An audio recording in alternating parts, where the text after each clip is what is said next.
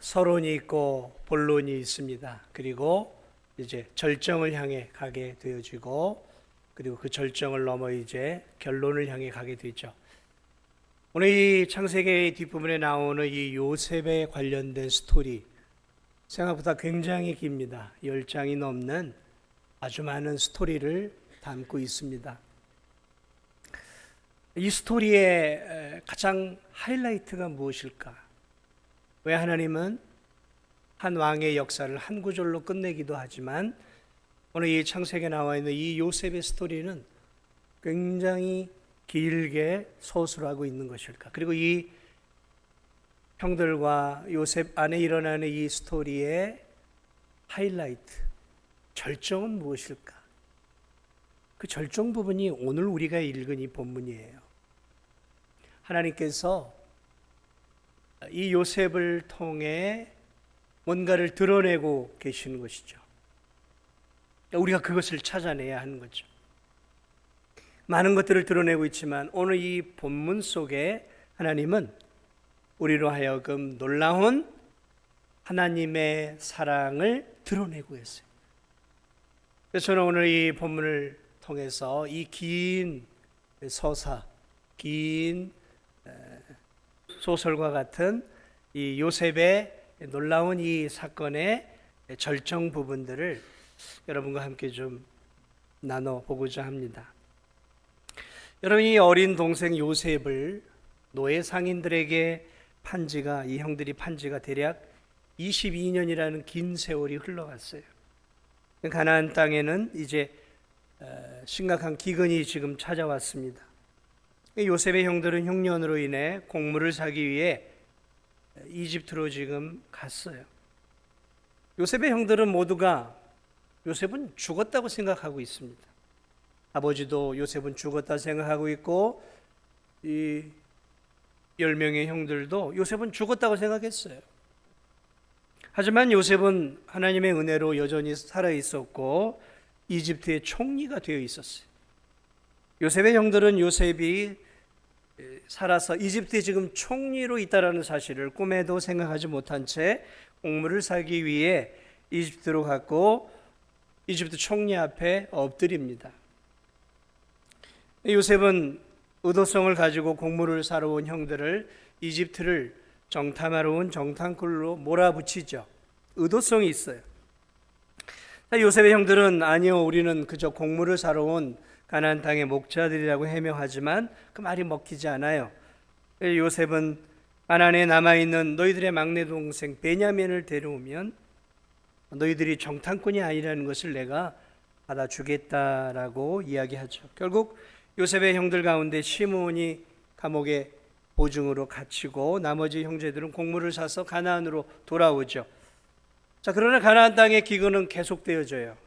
이집트에서 사온 곡물은 떨어져 가고 다시 곡물을 사러 이집트로 가야 할 상황에 처해지게 되죠. 자, 이제 이집트에 가서 곡물만 사는 게 문제가 아니라 요셉의 형들은 자신들의 정탐꾼이라는 해명을 하고 지금 감옥 속에 갇혀 있는 시므온을 끄집어내야 하는 사명이 생겼어요.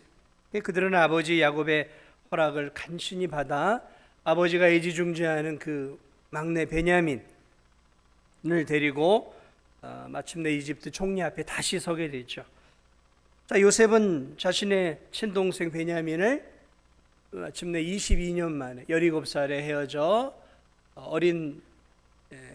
아주 어린 베냐민을 보고 헤어졌다가 22년 만에 청년 베냐민 동생을 만나게 되죠.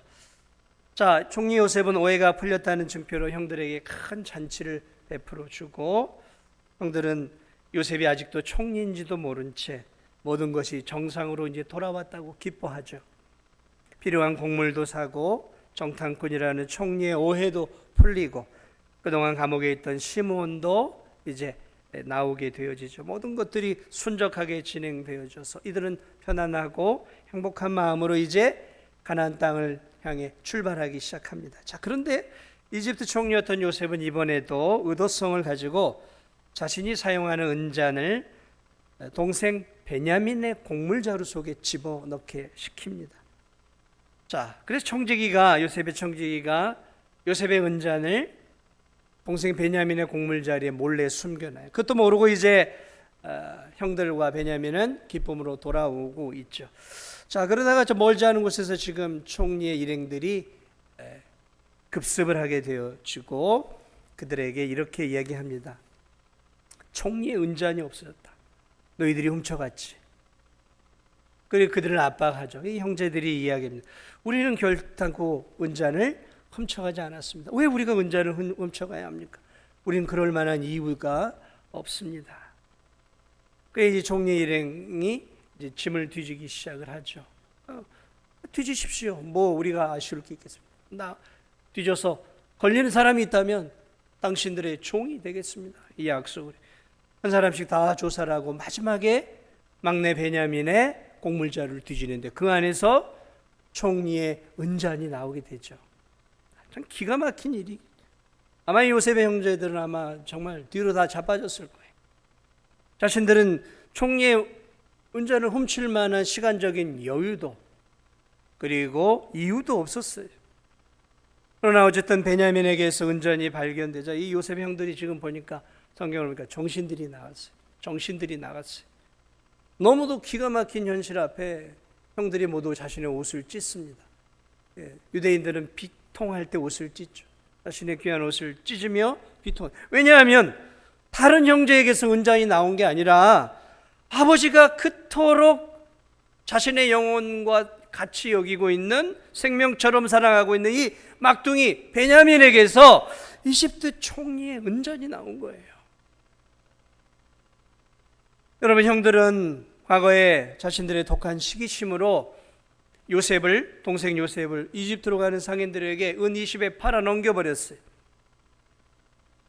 자신의 아버지가 요셉의 죽음을 슬퍼하도 그냥 모른 채 했어요. 그냥 죽었습니다. 지난 20년 넘게 죽은 요셉 대신 요셉을 잃은 아버지는 막내 막둥이 이 베냐민을 붙잡고 산 거예요. 요셉 대신에. 그런데 이번에 이 베냐민을 이집트로 간신히 아버지로부터 떼어서 데리고 왔어요. 데리고 왔는데 데리고 오면서도 반드시 이 베냐민은 데리고 올 테니까 아버지 걱정하지 마십시오라고 신신당부하고 데리고 왔는데 이제 아버지가 가장 사랑하는 아들 막내 베냐민이 이집트 대제국의 총리의 은잔을 훔쳤어. 이제 끝난 거예요. 동생은 끝난 겁니다. 이제 동생의 운명은 즉결 심판으로 죽임을 당하거나 이집트의 노예가 되어서 평생 감옥에 있거나 노예 생활을 해야 될 운명이 된 거예요. 이제 베냐민이 이집트 감옥에 갇히거나 죽게 되면 이제 아버지 야곱은 이 사랑하는 아들을 이름으로 이제 슬퍼하다가 이제 곧 죽게 되는 것이죠. 이 생각을 하니까 요셉의 형들이 그야말로 망연자실 주저앉아 버렸어요. 옷을 찢으며 함께 고통스러워합니다. 유다가 넷째 아들 유다가 형제들을 지금 대표해서 총리 요셉에게 지금 이렇게 얘기합니다. 은잔이 발견된 베냐민만 아니라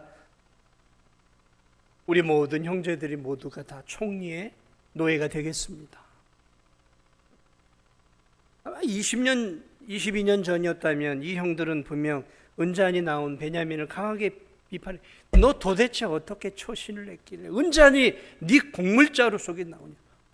네 자루에서 나왔으니까 네가 책임지고 감당해라. 아마 형들이 22년 전이었다면 요셉을 팔 때 그 나이였다면 그렇게들 행동했을 거예요.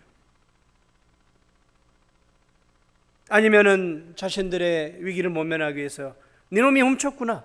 네가 벌을 받아라. 그러면서 베냐민을 노예로 내주고 자신들은 또 고향에 가족과 있고 자녀들이 있고 가정이 있으니까 자기들은 살아야 될 거 아니에요. 한 사람이 그냥 노예되고 다른 형제들과 가족들은 살아야 되지 않겠습니까? 현실적인 판단으로 그렇게 하는 게 어떻게 보면 또 맞을 수도 있는 거죠. 그런데 오늘 이 본문을 보니까 이 형들이 많이 달라졌어요. 베냐민에게서 나온 은잔을 가지고 베냐민의 잘못으로 추궁하고 베냐민을 노예로 내려놓고 돌아오려고 생각하지 않아요. 이들 모두가 한 마음이 되어요. 베냐민의 자루에서 나오는 총리의 은잔이 베냐민만의 책임이 아니라 형제들 모두의 책임으로 지금 통감하고 형제들 모두가 함께 감당하려고 하고 있어요. 우리 모두가 총리의 노예가 되겠습니다. 총리여, 베냐민만이 아니라 우리 모두가 다 당신의 노예가 되겠습니다. 이 형제들의 마음이에요. 형제들의 마음. 놀라운 형제가 드러나는 순간이에요. 이 형제, 이 야곱의 자식들이 이런 자식들이 아니었어요. 22년 전 동생 요셉을 팔 때 형들의 모습이 지금 아니에요. 22년 전에 너무도 이기적이었어요. 너무도 자기 중심적이었어요. 너무도 상처들이 많았어요. 형제라고는 눈꼽만큼도 없었어요. 가족이라고는 눈꼽만큼도 없었어요. 냉혈한들이었어요.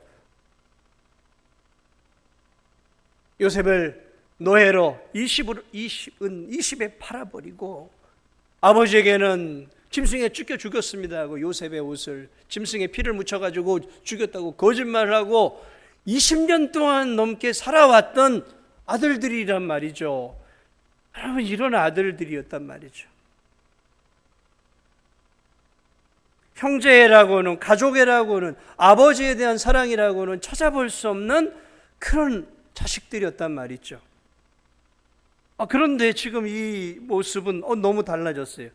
지금 이 동생 베냐민이 당한 어려움 앞에서 지금 이 모든 책임을 베냐민에게 돌리고 자신들의 살 궁리를 찾는 것이 아니라 모든 책임을 자신들이 함께 지고자 하는 애틋하고 아름다운 형제를 보게 되죠. 어려움과 고통을 지금 베냐민에게만 전가하지 않고 모두가 함께 지려고 하고 있다는 거죠.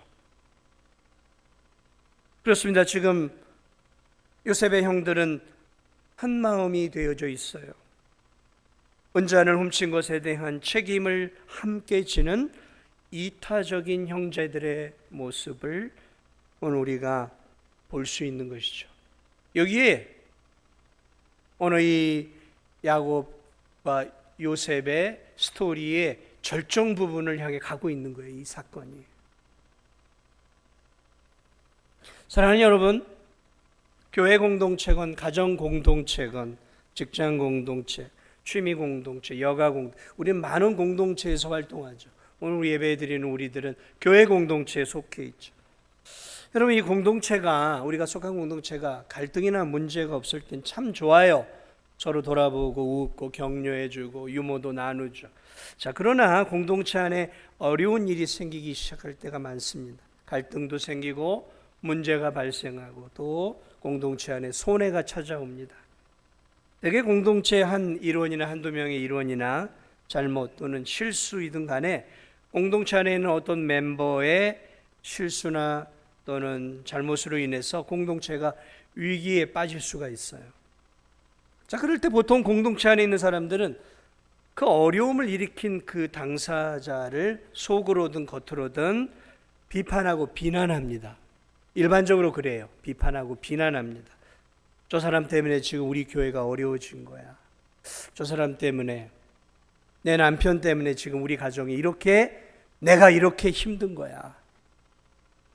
저 사람 때문에, 저 직장 동료 때문에 오늘 우리 지금 이 직장이 어려워진 거야.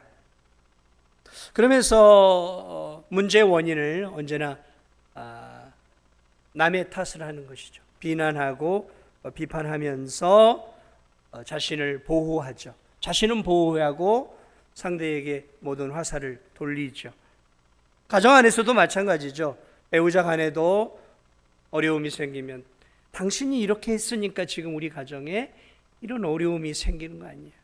당신 때문에, 당신이 자식 교육을 저렇게 시켰으니까 애들이 저 모양이야. 아니, 당신이 그런 거지 왜 내가 그런 거냐. 서로가 서로를 향해 책임을 지려 하지 않고 비난의 화살을 돌려요. 교회 공동체도 마찬가지죠. 연약한 어떤 지체로 인해 어려운 일들이 생겨날 수 있어요. 교회가 어려워지기 시작합니다. 교회 공동체 안에 성도들 가운데 이렇게, 저 집사님 때문이야. 저 집사님이 저렇게 행동을 했고, 저 권사님이 저렇게 행동을 하고, 저렇게 기도들을 안 하니까, 저렇게 행동을 하니까, 저 권사님 때문에, 저 장로님 때문에, 저 목사님이 제대로 못하니까. 그러면서 교회 안에 어려운 일들이 생길 때 서로가 서로를 비판하기 시작합니다. 비판해, 정죄하기 시작하는 거죠. 우리 교회가 부흥이 안 되는 건 목사님 때문이야. 우리 교회가 부흥이 안 되는 건 기도하지 않는 저 사람들 때문이야. 마음속으로 서로가 서로를 향해 정죄하고 비판합니다. 그리고 탓을 하죠. 내 탓이 아니라 네 탓이야. 탓을 하기 시작합니다. 마음 깊은 곳에 그런 마음들이 우리 안에 있는 것이죠. 죄된 우리의 본성 속에는 탓을 하기 시작합니다. 이 문제의 원인은 저 사람들 때문이야. 내 탓으로 돌아보고 공동체의 문제를 나도 책임이 있다라고 보지 않고 우리는 본능적으로 다른 사람에게서, 다른 성도에게서 문제의 원인을 찾아요. 여러분, 그런 공동체가 되면 어떻겠습니까? 오늘 이 요셉의 형제들이 그랬어요. 우리 가정이 이렇게 행복하지 못한 건 아버지의 편애 때문이야. 저 아버지가 동일하게 우리를 사랑해 주지 않으니까 우리도 어쩔 수가 없니. 그래서 이 가정이 이 모양이 된 거야. 그러니까 우리가 저 요셉을 팔아버린 것은 정당한 일이야. 저 요셉만 없으면. 그러면서 이 시기심으로 가득 찼 아버지에 대한 원망과 불평들이 가득했고 사랑을 독식하고 있었던 것처럼 보였던 그 요셉에 대한 미움과 시기가 가득했던 그 야곱의 자녀들의 그 가정의 공동체, 22년 전엔 그랬어요. 그래서 그 공동체에 끊임없이 문제가 터졌고, 그리고 동생을 팔아버리는 비참한 비극까지 일어났던 것들을 우리는 성경을 통해 볼 수 있는 것이죠. 그렇습니다. 문제를 나에게서 찾지 않고 다른 사람에게서 탓을 하기 시작하면 오늘 이 야곱의 22년 전의 가족 공동체와 같은 문제들은 언제나 우리의 가족 안에서, 우리의 교회 안에서 얼마든지 터질 수 있다는 것이죠. 사랑하는 여러분, 그런데 놀라운 사실은 오늘 이 22년이 지난 지금 이 모습 속에 놀라운 변화들이 지금 생겨나고 있어요. 아마도 이 사건의 이 관계 속에서 하나님이 다듬어 가셨고 또 이 총리 요셉과의 만남과 관계를 통해 놀랍게도 지금 형들이 변화되어져 가는, 하나님이 이들을 위대한 이스라엘의 12지파의 족장들로 머리로 삼기 위해 다듬어 가고 계시는 놀라운 하나님의 모습을 오늘 우리는 이 본문에서 극적으로 발견하기 시작하는 것이죠. 내 탓이요, 너 때문에 내 인생이 이렇게 힘들어. 너 때문에, 당신 때문에, 집사님 때문에, 장로님 때문에, 목사님 때문에 우리 교회가 부흥이 안 되는 거야. 서로가 서로를, 목사인 저도 왜 성도들 때문에 우리 교회가 이 정도밖에 안 되는 거야 라고 제가 마음속에 그런 마음을 먹고 있다면, 여러분도 다른 성도들을 비난하고 비판하고 나는 잘하고 있는데 저 사람들이 제대로 못해서라고 서로가 마음속으로 비난하고 비판하며 네 탓이여라고 하고 있다면, 여러분, 그런 가정, 그런 부부, 그런 교회, 그런 직장 공동체 행복할까요? 아니요, 불행한 공동체입니다. 불행한 공동체. 그런데 오늘 이 본문에 놀라운 모습들이 펼쳐지기 시작합니다. 세월의 흔적 속에 하나님의 다듬어 가심을 통해 이 요셉의 형들이 너무 달라졌어요. 너무 이기적이고 너무 중심적이고, 내가 이렇게, 우리 가정이 이렇게, 내 삶이 이렇게 비참하고 고통스러운 삶을 사는 것은 아버지 때문이야, 저 요셉 때문이야 라고 생각했던 이 형들이 지금 베냐민을 비판하고도 남을 수 있는 환경 속에서 전혀 베냐민에게 책임을 지우고 있잖아요. 그리고 자신들이 베냐민의 짐을 함께 짊어져요. 우리가 다 같이 총리의 노예가 되겠습니다라고 한마음이 되어져요. 한마음이 되죠. 한마음. 놀라운 연합의 모습들, 하나됨의 모습들이 오늘 이 본문 속에 담겨져 있다는 거죠. 형들이 과거처럼 베냐민 너 때문에 우리가 피해자가 됐어라고 말하는 것이 아니라 그 어려운 환경을 모두가 함께 끌어안고 네 탓이 아니다, 내 탓이다, 우리 탓이다, 우리의 연약함 때문에 하나님이 우리에게 이런 어려움을 주었나 보구나. 함께 가는 모습, 함께 고통을 짊어지고 함께 아픔을, 고난을 함께 짊어지고 있는 이 놀라운 형들의 모습을 오늘 우리가 이 본문을 통해 놓쳐서는 안 됩니다. 왜냐하면 이 놀라운 드라마는 바로 이 부분을 향해 달려가도록 하나님이 설계하고 계셨던 거예요. 그러나 여기서 이제 한 단계 더 높은 단계로 올라서게 되어지는데, 자, 이런 놀라운 아름다운 형제의 모습을 보여요. 그러자 총리 요셉이 뭐라고 얘기합니까? 오, 그래, 너희들 다 노예로 되라 라고 말하잖아. 냉정하게 요셉이 거절합니다. 은잔이 발견된 베냐민만 노예가 된다. 너희들은 고향으로 가라. 이렇게 선을 딱 그어 버리게 되어집니다. 베냐민만 노예로 삼겠다. 너희들은 집으로 가라라는 거죠. 자, 이때 놀랍게도 다시 네 번째 아들인 유다가 일어나서 오늘 총리 앞에 한 말씀 드려도 되겠습니까? 라고 정중하게 제안을 하고 요셉 앞에 오늘 유다가 이렇게 얘기합니다.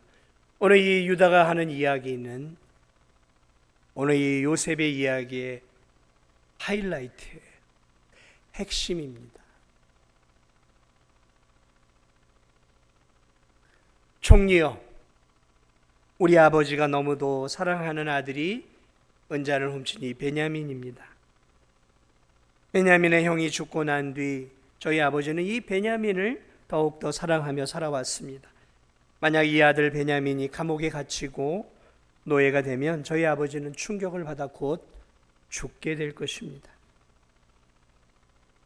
그러니 베냐민 대신에 저를 노예로 삼으시고 베냐민은 돌려보내 주십시오.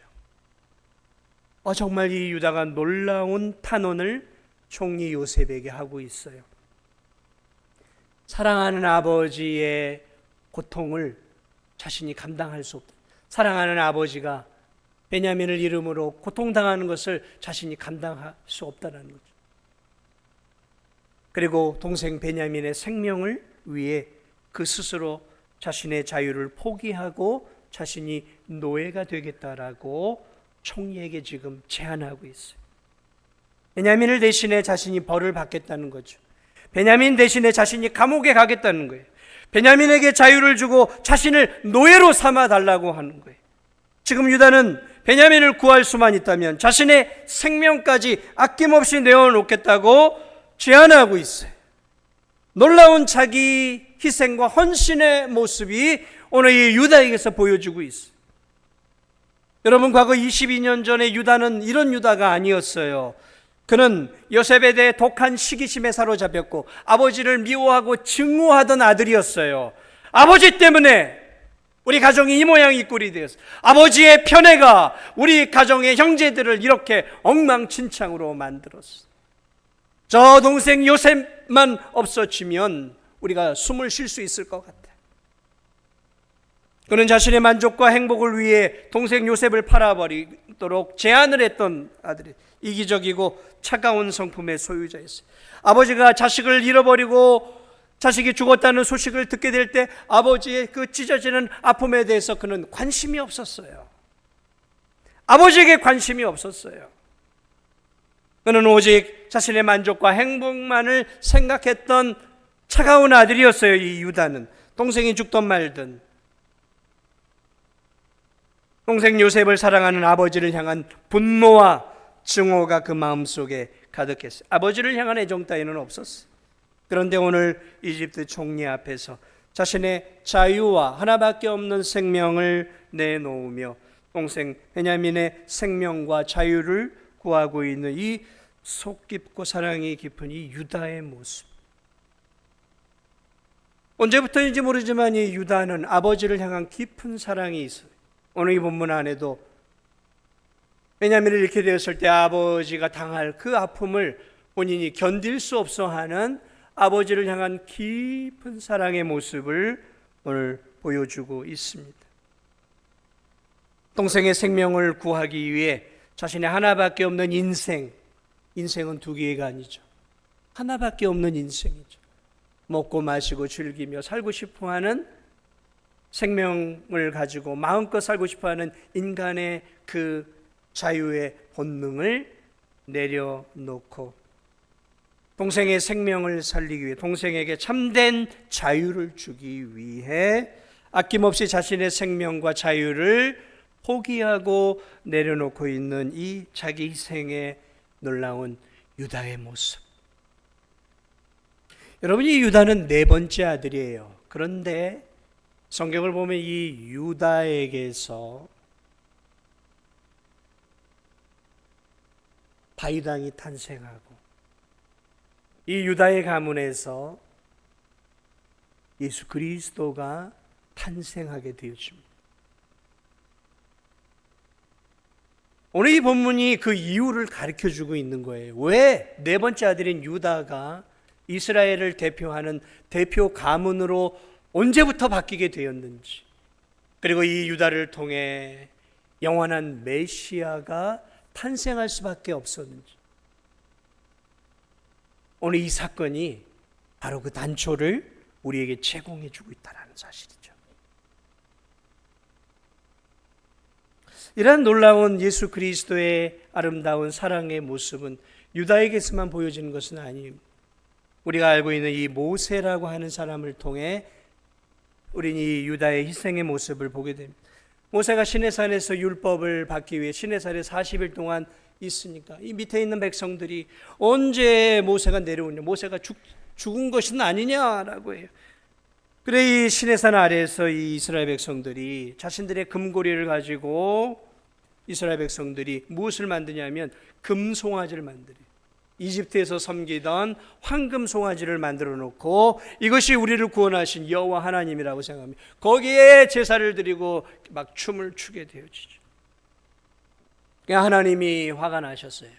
그래서 내려온 모세에게, 야 모세야, 내가 저들을 다 멸하고 너를 통해 다시 새롭게 민족을 만드시겠다라고 얘기를 해요. 그럴 때 모세가 뭐라고 이야기를 하냐면, 주님 하나님 그렇게 하십시오. 저렇게 하나님을 모독하고 하나님의 그 놀라운 받은 사랑을 잊어버리고 우상을 만들어 헛된 신을 숭배하는 저들을 주님 공의의 잣대로 판단하셔서 저들을 벌하시옵소서, 새롭게 만드시옵소서라고 말하지 않고, 출애굽기 32장 31, 2절을 보면 모세가 뭐라고 하나님께서 쓸어버리시겠다고 하시니까 이렇게 얘기를 해요. 모세가 여호와께로 나아가 이렇게 얘기해요. 하나님 너무너무 슬픕니다. 이 백성이 자기들을 위하여 금신을 만들어 싸우니 큰 죄를 범하였나이다. 그러나 잘 들어보십시오. 그러나 이제 그들의 죄를 사하여 주시옵소서.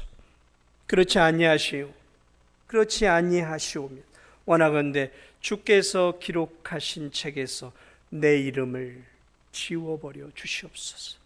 자신의 생명, 자신의 구원받음과 백성의 구원받음을 하나님 맞바꿔도 좋습니다. 어떻게 이런 기도를, 이런 요구를 할 수 있을까? 자신은 이 백성의 구원을 위해서라면 자신의 생명과 영혼까지도 이들을 위해 하나님 나는 드릴 테니 이들의 영혼을 구원하여 주옵소서. 오늘 이 모세의 기도는 바로 이 유다의 모습을 보게 되어지죠. 유다의 놀라운 사랑의 모습이 모세를 통해 보여주게 돼요. 이 신약으로 넘어가니까 사도 바울이 그런 마음을 갖고 있었어요. 로마서 9장을 보면 바울이 이렇게 얘기합니다. 이 바울의 선교의 여정 속에서 바울을 늘 괴롭히고 죽이려고 했던 것은 동족이었어요. 유대인들이었어요. 그들은 하나님을 믿지 않았고 그리스도를 믿지 않았고 하나님을 배신했어요. 교회를 늘 대적했어요. 그런데 로마서 9장 1, 2절을 보면 그들을 향한 바울의 마음, 동족 이스라엘 향한 바울의 마음이 담겨 있는데 이렇게 바울이 기도해요. 내가 그리스도 안에서 참말을 하고 거짓말을 아니하노라. 나에게 큰 근심이 있는 것과 마음에 그치지 않는 고통이 있는 것을 내 양심이 성령 안에서 나와 더불어 증언하노니. 잘 들어보십시오. 나와 나의 형제, 내 고륙의 친척을 위하여 내 자신이 저주를 받아 그리스도에게서 끊어질지라도 원하는 바로다. 여러분, 이 말은 무엇입니까? 하나님, 내 형제들, 내 고륙의 친척들, 저 유대인들이 구원을 받을 수 있다. 내 생명을 들여서라도 내가 저주를 받아 저들이 구원을 받을 수 있다면 하나님, 내 생명을 아낌없이 바치겠습니다. 예수 그리스도의 마음이 놀랍게도 유다에게 그리고 모세에게 그리고 사도 바울에게 있는 모습들을 바라봅니다. 그러나 이런 큰 사랑을 사실은 유다도 바울도 모세도 실제적으로 행동으로 옮기지 못했어요. 하나님이 거기까지 하고 받아주셨어요. 그런데 자신을 아낌없이 내어주는 그 일을 실제적으로 행했던 분이 성경 속에 한 분이 계셔요. 그분이 이 땅에 오셔서 이렇게 말씀하셨어요. 사람이 친구를 위하여 자기 목숨을 버리면 이에 더 큰 사랑이 없다. 제자들에게 그렇게 말씀. 친구를 위하여 자기 목숨을 버리면 이에 더 큰 사랑이 없다.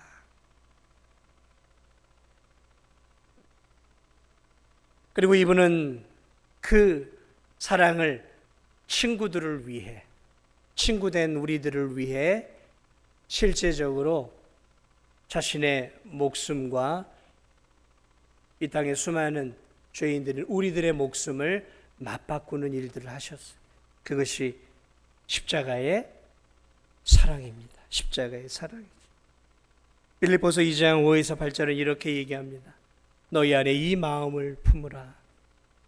곧 그리스도 예수의 마음이니 그는 근본 하나님의 본체시나 하나님과 동등됨을 취할 것으로 여기지 아니하시고 오히려 자기를 비워 종의 형체를 가지사 사람들과 같이 되셨고 사람의 모양으로 나타나사 자기를 낮추시고 죽기까지 복종하셨으니 곧 십자가에 죽으십니다. 예수 그리스도께서 하늘 보좌에 앉아 계실 수가 없었어요. 저와 여러분이 영원한 죽음의 형벌을 받아야 된다는 사실을 알고 예수 그리스도께서 견뎌하지 못하셨어요. 그리고 하늘 보좌를 버리고 하나님과 딜을 하셨어요. 아버지, 제가 저들을 위해 죽겠습니다. 그것이 아버지의 뜻이었고 그것이 아들의 뜻이었어요.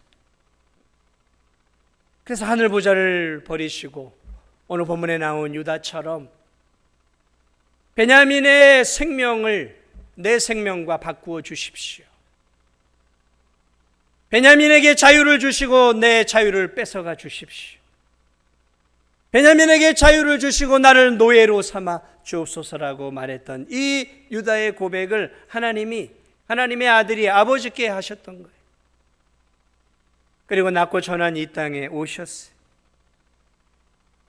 아낌없이 하나님의 아들이 이 땅에 오셨어요. 요한일서 4장 10절은 이렇게 얘기합니다. 사랑은 여기 있으니 하나님이 우리가 하나님을 사랑한 것이 아니요 하나님이 우리를 사랑하사 우리 죄를 화목제물로 삼으시기 위해 그 아들을 이 땅에 보내셨습니다. 왜 유다의 가문을 통해 예수 그리스도가 오셨을까? 그렇습니다. 유다는 바로 예수 그리스도의 십자가의 죽으심을 상징하는 아름다운 희생의 본이 되었던 롤모델이 된 것이죠. 그리고 이 사건 이후에 이제 야곱은 죽어가면서 이렇게 예언을 하죠. 유다는 모든 지파의 찬송이 될지어다. 그러면서 유다가 이제 이스라엘 지파의 우두머리 지파로 서게 되어지고 그 우두머리 지파를 통해 예수 그리스도의 왕됨을 상징하는 다윗 왕이 탄생하고 그리고 만왕의 왕이 되신 그리고 우리를 위해 오늘 이 유다처럼 우리를 구원하시기 위해 하나님의 아들이 오늘 이 유다의 가문을 통해 탄생하시죠. 그것이 오늘 우리가 믿고 있는 예수 그리스도이십니다. 사랑하는 여러분, 오늘 우리가 살아가는 이 삶, 오늘 우리는 수많은 공동체를 통해 믿음의 길을 걸어가고 있습니다. 오늘 우리가 이 믿음의 길을 걸어가면서 다시 한번 오늘 이 유다와 같은 이 놀라운 사랑을 우리에게 부어주셨던 예수 그리스도의 사랑을 잊지 않고 살아갈 수 있는 저와 우리 성도들이 되시기를 주님의 이름으로 축복을 드립니다. 우리가 그 사랑을 받았어요. 아낌없이 우리를 구원하시기 위해 우리에게 자유를 주시기 위해 자신의 자유를 버리셨어요. 우리에게 영광을 주시기 위해 자신의 한없는 영광을 내려놓으셨어요. 우리에게 생명을 주시기 위해 자신의 생명을 아낌없이 십자가에서 내려놓으셨어요. 그 사랑이, 그 희생이, 그 헌신이 오늘 저와 여러분에게 이렇게 참된 자유와 기쁨 가운데 영원한 하나님 나라를 향해 갈 수 있는 은혜를 제공해 주신 것임을 우리가 기억하면서 그 하나님의 사랑과 예수 그리스도의 이 놀라운 사랑을 우리가 늘 기억하면서 그 사랑을 보답하며 우리도 이 공동체 속에서 어떻게 살아야 할 것인가? 어떻게 살아야 할 것인가? 오늘 본문에 나와 있는 이 요셉의 형들과 특별히 유다와 같은 공동체 속에서 내 탓이야가 아니라 내 탓이다라고 생각하고 공동체의 어려움과 아픔을 네가 짊어지는 것이 아니다. 내가 짊어지고 같이 짊어지고 형제의 아픔을 내 아픔으로 형제의 연약함과 허물을 내 허물로 함께 여기고 그리스도의 사랑으로 품으면서 할 수만 있다면 예수 그리스도께서 우리에게 주셨던 그 놀라운 사랑을 우리도 흘려보내면서 하나님께서 원하시는 아름다운 가정의 공동체, 교회 공동체, 또 여러분이 속해 있는 직장의 공동체를 예수 그리스도의 아름다운 사랑의 공동체로 만들어 갈 수 있는 저와 우리 성도들이 되시기를 주님의 이름으로 축복을 드립니다. 기도하겠습니다.